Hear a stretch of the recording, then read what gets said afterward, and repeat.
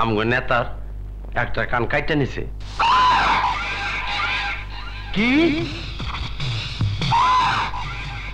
লাখ টাকার বাগান খায় 1 টাকার ছাগলে।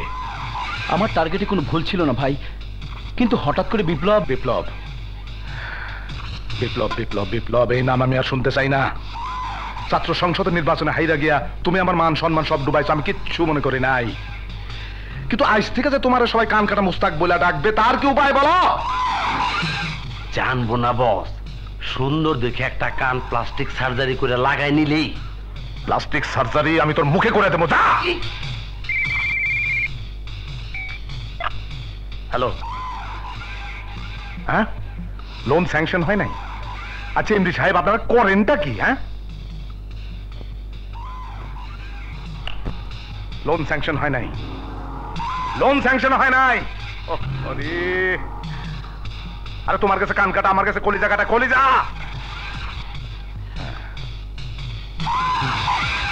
বিপ্লব তো আপিয়ারের লোক। হ্যাঁ মুস্তাক, আরে এই মুস্তাক, এক কাম করো, হল দখল করো, হল।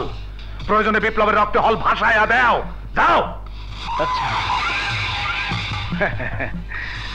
চান্দু রে, বুঝবি কেমন তোর খেল। ও চান্দু রে, বুঝবি কেমন তোর খেল।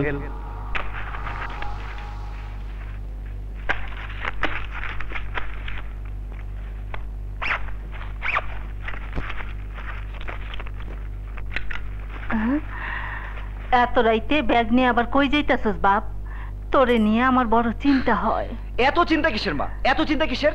কলেজে লেখাপড়া করি, তার লেগে আবার হলে থাকতে হয়, তুমি জানো না? না জানি বাপ, সব জানি। লেখাপড়া না করলে তুই বড় হবি কেমনে? আহারে, তোর বাপের বড় সাধ ছিল, লেখাপড়া শিখাইয়া তোরে মানুষের মতো মানুষ করে তুলবো। বাপ, তোর লেগে আমি ভাত রাঁধছি, মাছের ঝোল রাঁধছি, খাইয়া তারপর যা বাবা। আমি বাইরে খাই নেব।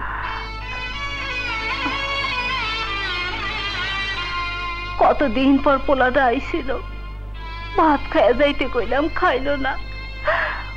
অকালে বাপ মরার পর পোলাটা আমার কেমন হয়ে গেছে। আল্লাহ, তুমি আমার পোলাটারে রক্ষা করো, আল্লাহ রক্ষা করো। মালগুলো এবার লেটেস্ট, হ্যাঁ, এগুলো দিয়ে এবার কাজ হাসিল করতে হবে। মোস্তাক বাহিনী খতম করতে হবে এগুলো। শালা মুস্তাকের বাচ্চা, তোর মুস্তাকে আমি চিরদিনের জন্য খতম করে দিছি।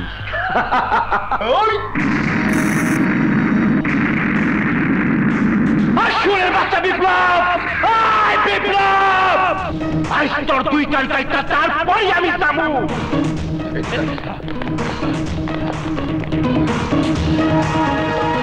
তাড়াতাড়ি গুলি।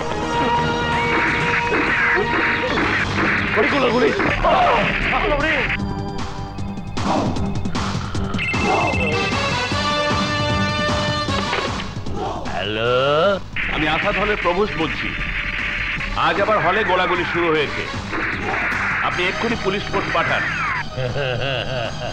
পুলিশ ফোর্স লাগবে না, যে কোনো এক পক্ষ হাইরে গেলেই গোলাগুলি আপনিই বন্ধ হয়ে যাবে। আপনি বুঝতে পারছেন না, পরিস্থিতি খুবই ভয়ঙ্কর, দ্বিমুখী আক্রমণ। শোনেন প্রভোস্ট সাহেব, আপনার ছাত্ররাই কয় পুলিশ ঢুকলে নাকি ভার্সিটির পবিত্রতা নষ্ট হয়। এখন আপনি বলতেছেন ফোর্স পাঠান, কোন দিকে যাই কোন তো? ওই জায়গায় আসাদ দলে গোলাগুলি হইতেছে, যারে পাবা ধরে বাইন্ধে নিয়ে আসো, যাও।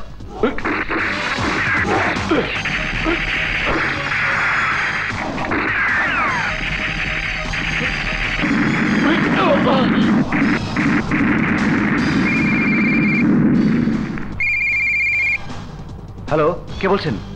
বিপ্লব, হলে পুলিশ ফোর্স যাইতেছে, অস্ত্রপাতি নিয়ে দলবল সহ কসাইপুর বস্তির দিকে সরে যাও। কামাল, লিটন, পুলিশ আসছে।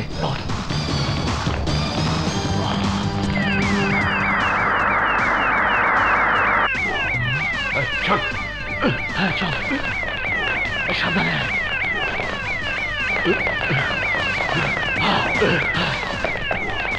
ওই গাড়ি চালা।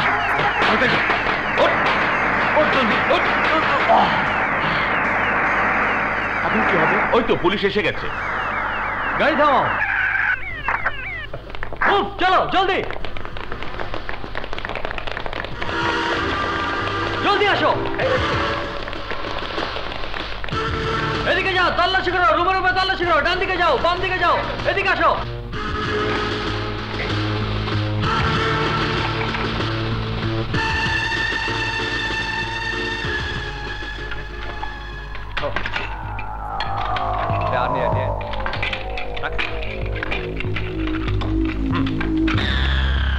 চাপা দেবো।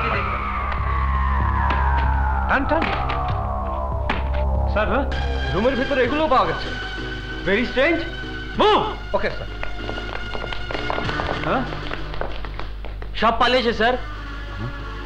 আশ্চর্য, যুদ্ধক্ষেত্রের মতো এত গোলাগুলি চললো আর সেকেন্ডের মধ্যে সব হাওয়া। আমি জানতাম স্যার, অন্যবারের মতো এবারও কাউকে ধরা যাবে না, কারণ পুলিশে আসার খবর ওরা অনেক আগে থেকেই পেয়ে যায়। আর মরে তো নিরীহ ছাত্ররা, আর তাদের তাজা রক্ত দুপায়ে মারিয়ে কিছু মুখোশধারী হয়ে উঠছেন নেতা। আমার নেতা, তোমার নেতা,